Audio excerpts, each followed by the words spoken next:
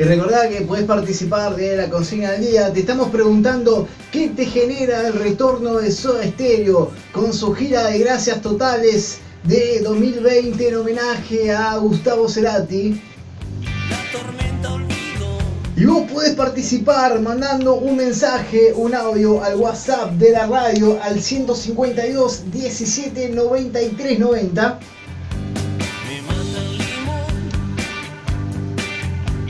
¿Qué estamos sorteando? Franco Saracini te manda un saludito en sus redes sociales. Aumentás, bocha de seguidores. El contador te pone 17.000 etcétera, una cosa así. No sé si alcanza a contar los millones Instagram, Aprovechamos y le damos la bienvenida a él, que no necesita presentación. Nuestra especie de Mauro Z, de Mauro Z, de Darío Z. Uy, me miró con una cara, Voy a hablar de policiales ahora. Perdón, rectifico, me rehago. Nuestro Darío Starrider en versión de la docta, nuestro Mariano Schester, que también tiene ese apellido, viste, que medio en pedo te cuesta decirlo. O es más fácil decirlo. Sí, no sé, es difícil ya de por sí decirlo. ¿Cómo están? Bien, bien. Saludos a todos. Bueno, hoy la idea de la columna, como para no romper la inercia de lo evidente, pensaba de... ¿podemos retomar eso? No romper la inercia de lo evidente. La entrada es triunfal. ¿Lo puedo anotar? ¿Lo puedo anotar para escribir? Lo podemos citar después, Chester 2019. Ese va a ser el título de la columna, claramente. Sí. No sé. Bueno, pero era continuar con el tema que veníamos charlando en la entrevista, porque me parece que es uno de los temas fundamentales. Y en ese sentido quería pensar un poco la relación entre el rock y la ecología y el ambientalismo, etcétera, etcétera. Me encanta. Y en ese sentido, la primera pregunta inicial para que ustedes puedan colaborar, tirar aunque sea títulos de opinión, sería si existe un rock verde, o cuál piensan que es la relación entre el rock y el medio ambiente, los recursos naturales, el ecologismo. Para mí lo de verde ya de por sí es una etiqueta bastante marketinera que se le puede aplicar a muchísimas cosas y que de hecho se le aplica, ¿no? Cuando se le quiere dar esta pátina de eco-friendly y toda esa cuestión. Así que yo ese término ya lo discuto un poquito. Yo lo que le quiero decir es que usted tiene preguntas que son tremendamente... para mí son imposibles de responder. Me quedo siempre de cara cada vez que hay que hacer la tarea, no la tiene que pasar antes y así hacemos la tarea. Por favor. Bueno, pero no sea el boludo, conteste. No, es que... ¿me lo puede volver a repetir, por favor? No importa. La idea es de poder empezar a pensar juntos, que es la idea. Porque yo creo que también hay algunas preguntas que no tienen respuestas... finas, me salvó. Que tienen, sí, te salvé. No hay opinión incorrecta. Nos salvamos juntos en todo caso, bien. porque tampoco voy a responder en la columna de esto. Pero bueno, me parece interesante trabajar el tema porque evidentemente lo que están generando este colectivo mundial que se llama Jóvenes por el Clima está generando un debate a nivel mundial del cual evidentemente somos parte, como cualquier persona que vive en este mundo y le interesa algo más que su propio ombligo. Entonces, lo de Jóvenes por el Clima me parece interesante porque es lo que se viene discutiendo. Quizás tomó en las últimas semanas un poco más de impulso, de visibilidad, pero me parece que esto viene con algunas raíces más profundas. Pero bueno, obviamente estalló con esto de Greta, con su movimiento y...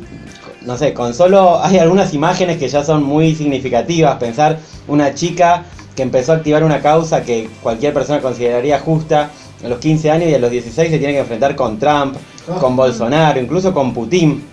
O sea, todos estos líderes de alguna u otra forma la han enfrentado de forma más o menos violenta, pero bueno, Bolsonaro, Trump, toda esa gente piensa que o dice que el ambientalismo es una mentira, es una patraña para hacer negocios del comunismo que ahora se está inclusive ocultando en las redes sociales, pero de una manera demasiado salvaje. Sí, en el momento que se encontraron en la ONU intentó tener una actuación muy mala, diciendo que le interesaba el tema y demás, pero claramente tuvieron un enfrentamiento importante, pero no sé, Putin incluso, que uno dice, bueno, ¿qué coinciden Putin y Trump? Diría en pocas cosas, pero Putin también salió a decir que es una niña que quizás no entiende, que puede ser buena, pero que no entiende las cosas porque es muy niña, es sueca. De la juventud, qué raro. Exactamente. Entonces me pareció interesante porque, bueno, por ejemplo, vamos a, para quien no estuvo al tanto, un poco qué dijo Greta, que habló en la ONU para plantear este problema, ¿no? De este movimiento que ella viene generando. Ella, recordemos que a los 15 años faltó un viernes a su colegio y se puso en instituciones públicas con un cartel que decía huelga estudiantil por el clima. Bueno, y empezó eso a generar que gente jóvenes se le sumen y demás. Todo ese movimiento empezó a crecer y hace poco, ahora en septiembre, estuvo en la ONU en un encuentro internacional de jóvenes que tuvieron un espacio, un pequeño espacio, 100 jóvenes, para hablar en la ONU. Y ella ahí, frente a todas las autoridades, dijo: yo no debería estar aquí, yo debería estar en la escuela, del otro lado del océano. Robaron mis sueños y mi niñez con sus palabras huecas, y sin embargo soy una de las más suertudas. La gente está sufriendo, la gente está muriendo, ecosistemas enteros están colapsando. Estamos en el comienzo de una extinción masiva, y de lo único que ustedes pueden hablar es del dinero. ¿Cómo se atreven? O sea, muy fuerte que una niña de 16 años le diga eso en la cara a parte de los responsables políticos de la situación actual. Y le hizo un llamado también a las generaciones ya 30, 40, 50 para arriba. Dijo: nuestros padres discuten sobre el final de Juego de Tronos mientras el planeta se quema. Gran llamado de atención, gran llamado de atención, me pareció muy copado. Y también otra frase que yo recato es que dijo: cuando yo pueda hacer política ya va a ser demasiado tarde. Sí, como en realidad ya está haciendo, ¿no? Y sí, es importante. Sí, estamos hablando de ocupar cargos públicos parlamentaria, claro. Sí, pero también no me interesaba hablar sobre todo de Greta, si bien ya hemos explicitado más o menos nuestra postura con respecto a ella, sino de eso que genera el movimiento que ella empezó a despertar, a movilizar. Estamos hablando de un movimiento que ha movilizado más de 4 millones de personas en todo el mundo, que se ha movilizado en 160 países y que se han contado expresiones populares de manifestación en 270 ciudades. O sea, estamos hablando de algo grande que, como charlamos acá, no sé, tiene que ver con los bosques, con lo que está pasando acá en Punilla, los incendios que hubo, etcétera, etcétera. Entonces, no quiero mandar muere, pero la mayoría de los integrantes, en cuanto a condiciones etarias, deben ser la mayoría jóvenes, entre 15 a 20 años. Sí, es que por eso hay justamente quería ahora empezar a abordar eso como un segundo punto importante, que es entender que este movimiento es Jóvenes por el Clima. De hecho, parte de su característica identitaria es la de ser jóvenes. Tiene una cuestión generacional fuerte, pero que tiene unas raíces importantes. Acá no alcanza el tiempo, pero hay experiencias históricas en todo el mundo, pero sobre todo en Latinoamérica, importantísimas, como Chico Mendes en Brasil, que era un trabajador. Bueno, no importa, hay un montón de situaciones que podemos recuperar, pero sí me parece importante hoy pensar que esa discusión sobre el medio ambiente, y que tiene varios términos, hay diferentes posturas. Hay algunas posturas, hay muchas posturas veganas, por ejemplo. De hecho, por ejemplo, en una de las movilizaciones de Jóvenes por el Clima hubo un sector que fue a escrachar a un trabajador que está haciendo unos choris, y después hubo gente vegana que salió a criticar eso, porque la lucha justamente no podía estar desligada de una cierta conciencia de clase. Y bueno, hay muchas posturas que uno puede identificar como posmodernas, individualistas, que dicen, bueno, acá la solución es que yo haga algo, y si cada quien hace alguito, como si fuéramos todos iguales. Después hay situaciones como lo que planteaba el fin de la entrevista, Francisco, sobre el problema entre el desarrollo productivo de un país y la sustentabilidad de la vida. Por ejemplo, García Linera a eso lo cataloga como una de las tensiones creativas de los procesos. O sea, ¿cómo hacemos para que la gente pueda mejorar sus condiciones de vida, tenga más plata para repartir en el pueblo, y al mismo tiempo que eso no sea a costa de la salud y de todos, y la difícil situación que eso representa para quienes tienen políticas públicas?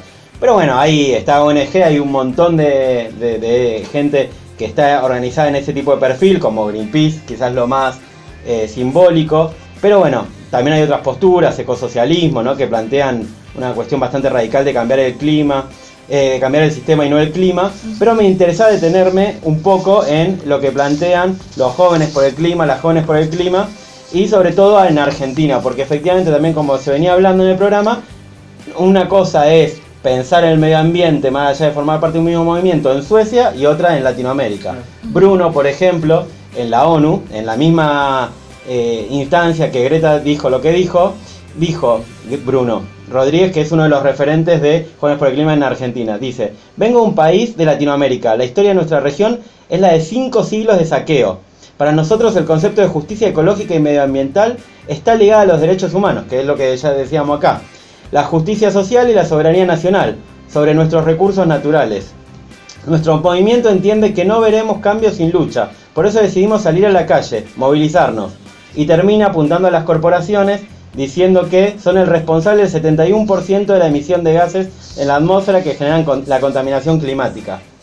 También me parece importante destacar a la otra referencia de Jóvenes por el Clima en Argentina, que es Mercedes Pombo, que es una joven también de 19 años, también una edad muy similar a Bruno, que ella plantea cómo lo social, el ambientalismo, bueno, hay textos que están circulando en internet que ella ha escrito que son muy muy interesantes. Entonces, me parece que es importante rescatar estas visiones y todo lo que se está generando en este momento, porque están, es la discusión que está habiendo en el mundo. Y obviamente el rock no es parte ajena a eso. En el mundo hubo también muchos ejemplos, por ejemplo mencionan al cantante de Coldplay. Coldplay ha hecho acciones y ha tenido temas en relación al medio ambiente. Bono, se me ocurre. Puede ser Bono, Linkin Park, Green Day, Pearl Jam, un montón. Pero en general, también hay que ser justo, así como es interesante algunas de las expresiones, ya sea en expresiones artísticas como canciones, o ya sea en algunos gestos, como decir, bueno, la recaudación de este recital va a ser para plantar 10.000 árboles en India, como ha pasado. Todas estas cosas son interesantes, pero no pasan, sinceramente me parece, esto es parte de la lectura de la pregunta, aportes a pensar la pregunta, no pasan de una idea más de ONG. De decir, bueno, colaboramos de una forma particular y medio como cumplimos nuestra tarea. O sea, no creo que el planteo que están haciendo Jóvenes por el Clima quizás es diferente, pero también es interesante recuperar la historia del rock en Argentina, donde también se ha expresado diversas canciones que tienen que ver con esta búsqueda de problematizar lo natural, problematizar todo el ecologismo, el medio ambiente y demás. Desde Morris, Animal, Bersuit, Arbolito, hay un montón de canciones, un montón de artistas que han planteado sus canciones sobre el tema. Pero esto no fue lo único. O sea, también tenemos canciones, voy a poner el caso más paradigmático, de gente que no ha entendido en el rock nacional sobre el medio ambiente. Por ejemplo, Las Manos de Filippi, que representan a la izquierda más trotskista, digamos, el cantante milita ahí. Tienen un tema que se llama Ballenas, que a mí me lo cantaban mucho cuando era joven, que dice así: ejército de boludos que guardan la latita para reciclar, ejército pelotudo, no compren aerosoles, a los ojos le hace mal. ¿Qué me importa la ballena? ¿Qué me importan los pingüinos? Yo quiero un ejército de locos que me saque de la tumba. O sea, también hay un carácter del rock que ha planteado como la rebeldía, ahí está sonando, ha planteado como la rebeldía sin tomar en cuenta la cuestión ecológica, la cuestión medioambiental, que es parte de también la construcción que critican un poco los Jóvenes por el Clima, de cierta rebeldía sin la cuestión ambiental y cierta cuestión ambiental sin la rebeldía de pensar las cuestiones más integrales. En contraposición podríamos nombrar, por ejemplo, a artistas internacionales como Manu Chao, ponele, o inclusive de este lado del mundo, Arbolito. Exactamente. Tenemos el tema Pachamama, que de Arbolito, por ejemplo, que es muy interesante, y Manu Chao, como un militante más integral, todo el tiempo ha trabajado la cuestión ambiental ligada a los conflictos, apoyando a las luchas socioambientales. Incluso recordemos, estuvo en el acampe una noche en Malvinas también. Yo justo estuve la noche anterior. Al día siguiente fue Manu Chao con su guitarrita. Es como un personaje, el que estuvo ahí casi y no pudo, de los fenómenos históricos. Ahí le tiré una idea para toda la gente de Capusotto, así que bueno. Claro, sí, es como el de Maradona, que estuvo con Maradona, pero nunca vivió nada importante. Bueno, para terminar, evidentemente hay un montón de expresiones sociales de luchas socioambientales que son importantes rescatar y que existen. Por ejemplo, el jueves a mí me tocó estar en una actividad donde se proyectó el documental Fuera Porta, un grito de lucha, que es un documental de 30 minutos que repasa la lucha de los vecinos de San Antonio y Naudi, de esa zona de Córdoba, contra Porta Hermanos y toda la contaminación que genera, que ha generado enfermedades diversas, cáncer a gran parte de la población, bueno, un desastre lo que ha hecho. Fue muy emocionante y me parece que estos ejemplos de vecinos y vecinas luchando por un cambio, digamos, climático, ambiental, por la sustentabilidad de la vida, por la mejora de la vida en términos más integrales, me parece que dan un mensaje interesante, muy fuerte. Me parece que hay que aprender de ellos. Como decía un poco el Maxi al principio, el mensaje que nos dan los jóvenes por el clima, un poco también a quienes somos más grandes, nos tiene que hacer tener una cuota importante de humildad y aprender de ellos y de ellas, porque están marcando un camino interesante. Como dicen Bruno, Mercedes, quienes están referenciando el movimiento acá en Argentina, hablan de un ecologismo popular y latinoamericano. Me parece muy interesante ese concepto, como para no caer en falsas grietas, hablando de, como hablamos antes de Soda Stereo y Los Redondos, para no pensar que uno tiene que elegir entre una militancia política de izquierda o comprometida con el campo nacional y popular, y por otro el ambientalismo, pensar algo más integral, que eso puede existir, y que efectivamente uno, si ve la historia del rock, me parece que el rock no ha sido ajeno. Acá hemos mencionado diversos ejemplos a nivel mundial como a nivel argentino, de ejemplos de compromisos diversos, plurales, de canciones como de acciones. Entonces me parece que no ha sido ajeno, pero tampoco me parece que, haciendo un repaso, fue un tema fundamental. Creo que tiene una deuda, creo que el rock también tiene que aprender. Creo que el tema del ambientalismo es un poco una cuenta pendiente relativa para pensar efectivamente si existe un rock comprometido con el tema. Me parece que ha dado algunos pasos, hay algunos ejemplos sobre los cuales basar y no partir de cero, pero creo que todavía falta, y creo que el rock tiene que aprender de estos movimientos, como Jóvenes por el Clima, dejarse empapar, dejarse contaminar por este buen movimiento, y poder ser parte, ponerse a la altura de la defensa del medio ambiente, justamente porque las perspectivas que hay para todos es bastante complicado. Y no quiero ser injusto en no nombrar también, que lo hablamos al comienzo del programa, hace falta una política pública en cuanto a pensar un protocolo con lo que sucede con los incendios forestales, que es una postal de todos los años en nuestra provincia de Córdoba, pero también hay una demostración de los vecinos organizados, las vecinas organizadas, que le han dado el brazo a torcer en casos como por ejemplo Porta, en el caso como de Autovía de Montaña, que obligó al gobierno a repensar la estructuración en cuanto a eso que se estaba gestando. Entonces me parece que esa forma de organización sirve, ayudan. Entonces también sobre todo valorar de ver que esos movimientos y esas organizaciones, mejor dicho la organización, para poder dar el brazo a torcer a corporaciones, a los avances del territorio, la pelea que vienen llevando adelante también la Unión de Trabajadores de la Tierra, son mecanismos posibles de resistencia y sobre todo como una respuesta política. Sí, totalmente, y eso es algo que el movimiento ambientalista de base ha tenido claro desde el principio: sin justicia ambiental no hay justicia social posible.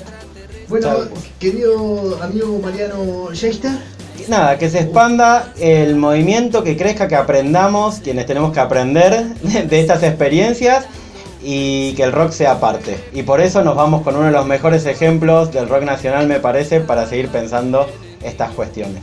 Civilización, Los Piojos, programado por Mariano Yeister en su columna Sociología, Política y Rock and Roll.